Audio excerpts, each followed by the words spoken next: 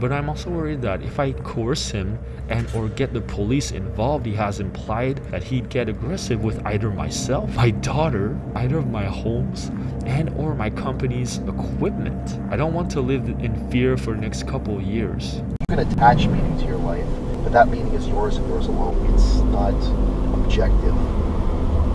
It is not an absolute. What is up, guys? John Killingsworth here.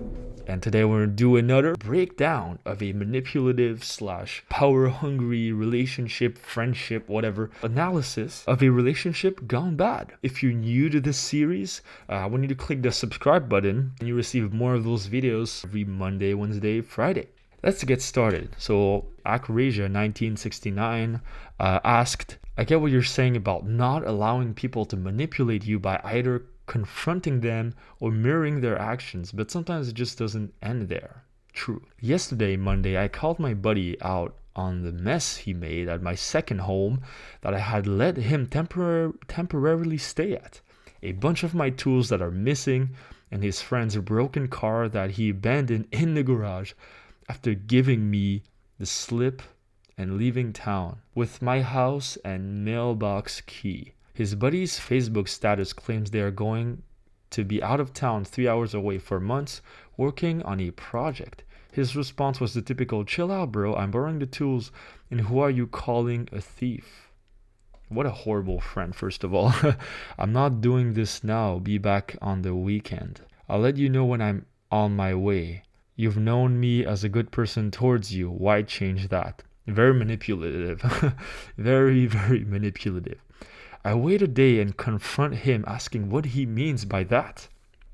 Again, he tries to deflect it. I'm not doing this today. Talk to you later. Have a good day. A very common manipulation tactic, by the way, is anytime you shine the light on it, they divert attention. It's a very common thing. You shine the light on it, you confront them, and what happens? What's it called? Gaslighting? Wait, let me look it up. Gaslighting is a form of manipulation that seeks to sow seeds of doubt in a targeted individual or in members of a targeted group, hoping to make them question their own memory, perception, and sanity. You know, it's seeding doubt in your mind, telling you like, hey, what are you talking about? No, like, I'm not a thief. What are you talking about? I'm just borrowing those tools. So it's like questioning your own sanity, like pointing the finger at you, telling you, well, you might have been wrong. I'm not a thief. I'm just borrowing the tools. You've had a bad perception of me, diverting attention, telling you that you're the wrong person. Obviously, you're not.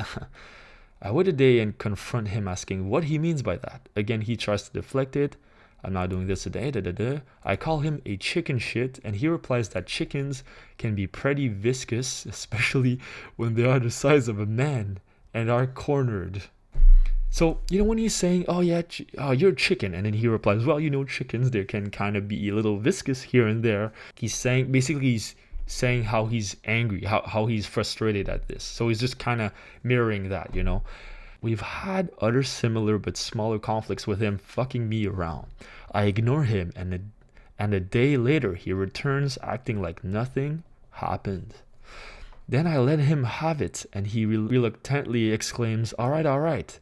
Then things are good again for a few weeks. That's a common thing, by the way. You know, you ever been in a bad relationship, a bad friendship, and it goes really bad? You know, they do one thing really horrible to you. You resolve it and then, you know, it goes well for a few weeks. Like, even you might have like an amazing time the next few weeks. You hang out, you're having fun, you're drinking, and the week after, like, some other thing happens. But you think, oh, you know what? It just happens once every few months. And then you think it's worth keeping the relationship because, well, the good, you know, kind of makes up for it. And that's a very common trap. Let's say if you're attracted to a narcissist because he's got all those great qualities, but then that one thing he does or the one thing she does that like messes with you so bad is disgusting, absolutely disgusting. But you'll ignore it because, hey, we've had a good time together. So really be careful with that. But this time it's a whole new level. There's weeks of lying and evasion involved, as well as theft, probably pawned my stuff, flagrantly disregarding my house rules and abandoning a broken down vehicle. First of all, you've waited way too long before addressing this. You should have addressed it like as soon as possible, like weeks and months before. Like the first red flags you see, cut that person away from your life. That's a big problem when you drag it for too long. So the sunk cost fallacy is like the misconception you make, right? You make rational decisions based on the future value of objects, investment, and experiences, but they're tainted by emotional investment you accumulate over time, right? So the more you invest in something, the harder it becomes to abandon it. So the same way with this friendship, the more time you've put into it, the harder it is to abandon it. If you've been in a narcissistic relationship dynamic or manipulative dynamic for several years, it's a lot harder to give it up because you've put years into that relationship. I think the trigger was when I wouldn't pick him up from the bus depot after he left his dog with me for 2 days on October 30th, and then returned 9 days later acting like nothing had happened, or a few days later because I wouldn't buy some tools off of him when he was broke. His response is always no problem, and then shit starts happening. Things go missing. We have plans and he's MIA. What is MIA? What the hell is MIA? Rapper? What the hell? What is MIA? Urban Dictionary. What does that even mean? What? Okay, I don't know what you mean by MIA, but anyways, my last text to him was that he needs to correct the wrongs he has done to me. He has not responded. Yeah, if you ask someone who's been manipulating you for a while and then you point the finger at them like, well, you've done wrong to me, you have to correct this, they'll probably evade you. Manipulative people, they just want to get most out of you. When they get what they want, they'll just completely reject you, they'll push you away. So that's what he's doing. Absolutely normal. He has done a year for attempted assault on his ex-girlfriend. What the fuck?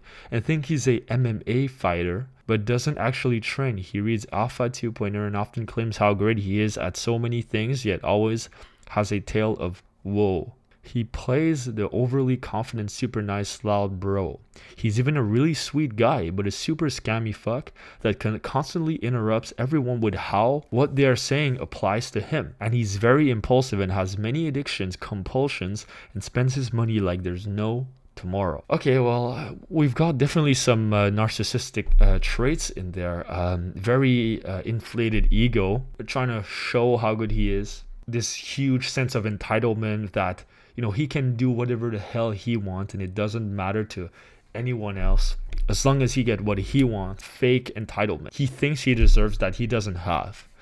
Okay, very interesting, very interesting. And the fact that he has done a year for attempted assault on his ex-girlfriend, it just shows like this assault maybe reflects this fact that, hey, you know what, you should comply to me, you are my girlfriend.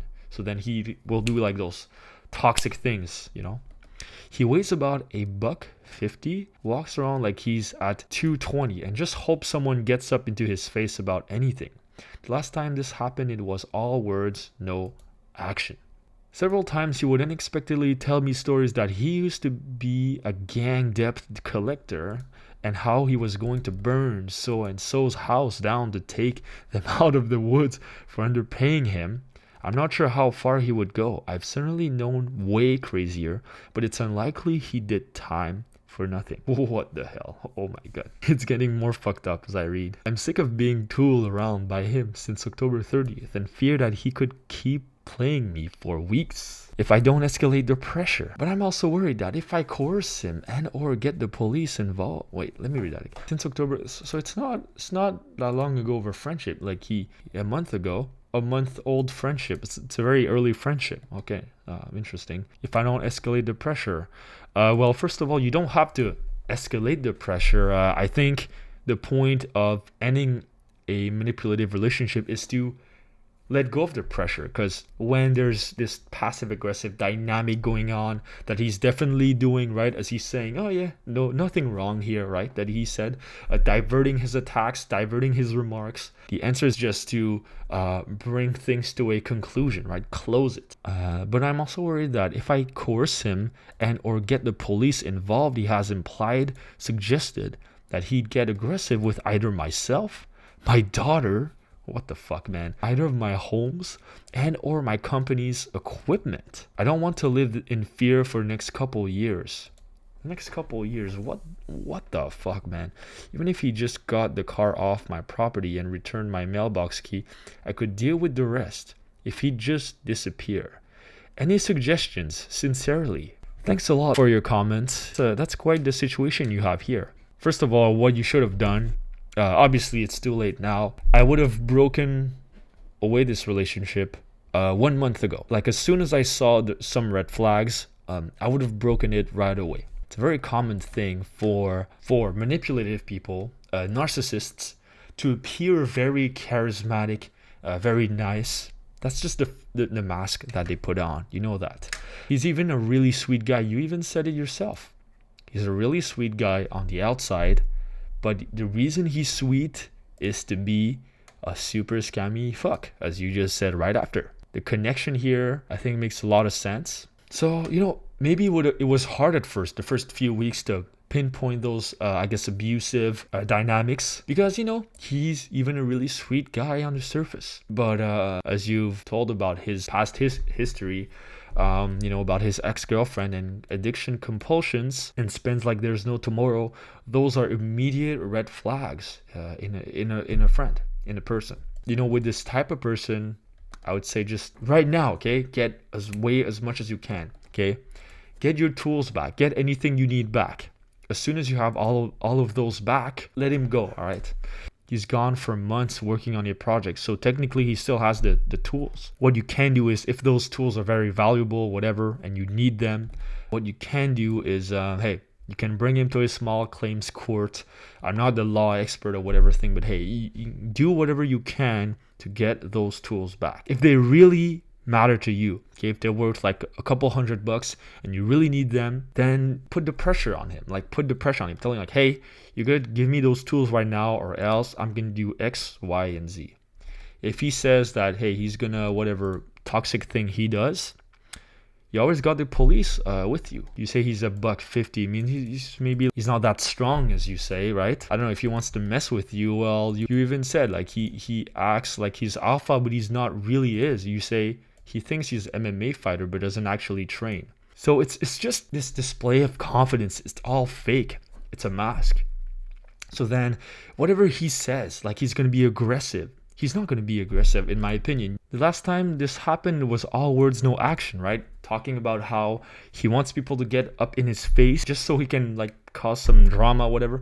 So it seems like the guy's full of shit. So I don't think you should fear being a little confrontational, aggressive, not like punching him in the face, but you know what I mean, like putting a bit of pressure, as you said, right? It's like, hey, I talked about the ultimatum tool. So you tell him, hey, you have to give me those tools by whatever date, like by this weekend, or else I'm gonna bring you to a small claims court, the police, whatever. I have your name, I have your phone number, I can do this right now. If you don't do it, I'm gonna take action on you. And whatever you do, I have surveillance cameras, I have whatever this, and so then anytime you come to my house, I have proof that whatever you've done this to me, whatever. It doesn't even have to be true. When you're counter manipulating someone to get what you had back, you can say some half truths like, hey, if you don't do this XYZ, he's doing it to you. A lot of manipulators, half of what they say is lying. So then why do you care? They're lying to you. You don't have to carry through on bringing him to a small claims court or calling the police, right? You don't have to, but you potentially could. And the pressure itself, as you described, you tried to remove the pressure, it didn't work. So now you gotta put some more pressure, right? It only makes sense. So tell him that if you don't give me my equipment back, I'll do XYZ, and see how he replies. If he replies like, well, I thought we were friends, whatever thing, like, I thought you could trust me, well, why, whatever thing he says, listen to it, but don't take the words alone. Take the action. So then he's like, whatever thing, okay, so you're bringing tools back, yes or no? If he says no, they're like, all right, so I guess we'll have to take into this legal considerations, and I'll bring you to a small claims court. The threats that he sent you, like that he was going to do something to you or your daughter or your home, you know, if you have documentation of that, I highly recommend that you download an app for recording your calls called Call Record. Just look it up, okay? Just look it up. And so whatever shit he throws at you, you have proof that he's trying to be aggressive to you, that he sent threats at you. So you can record this call when you give it to him, like, hey, can you give me the tools or else XYZ? And whatever things he says against you, since you have recorded evidence, you can use that against him in case something happens. So you're covered, right? Remember, always think one step ahead of your opponent. And obviously he's not your friend anymore. I hope so. From what I see right here, you just want to get what you're owed. And then if he doesn't give it back to you, then, you know, fuck it. So that's what I would do, right? Obviously, it's a very toxic, it's going to create a lot of stress in your life to like continue this relationship. So the goal of this is to get your tools back, and then you end this relationship, friendship, forever, okay? This person can go fuck themselves. That's what it seems like to me. I don't know what else to say. Before you continue and do all this, I want to say some concluding thoughts first, some side notes. Number one, ask yourself, do those tools really matter to you or not? Are they really expensive? If they're only like a couple, few bucks, I would let it slide if I were you. I would let it slide, be like, okay, so he took what, like $30 away from me, right? Not that big of a deal. But if he took your entire toolbox that's worth hundreds of dollars, then you might consider something. I'm not a legal expert, but hey, ask yourself, is it worth the trouble to carry through all this manipulation to get it back? If it's worth it, then do it and go and do it, and know that it's gonna end the friendship, right? If not, then get the fuck away from it. Don't even come any close to that. Like, forget about it. Gone. Over. So yeah, you have two options here. And if you carry through option 2 to, you know, get your tools back and do whatever it takes, then, you know, do it fully. Commit to it and fully commit to it, and don't do it out of spite or wanting to hurt them, but do it just to self-defend, to get the things back that you're owed. You deserve to have yourself be respected. So that is my advice to you. Thanks for leaving me this message, and I hope it helps some of you out that were like thinking about doing some manipulation. Well, now you've got a clear example here, right? You know, someone who acts as if they were like a nice person, and then they just do some manipulative backhanded thing of like just taking your things and leaving.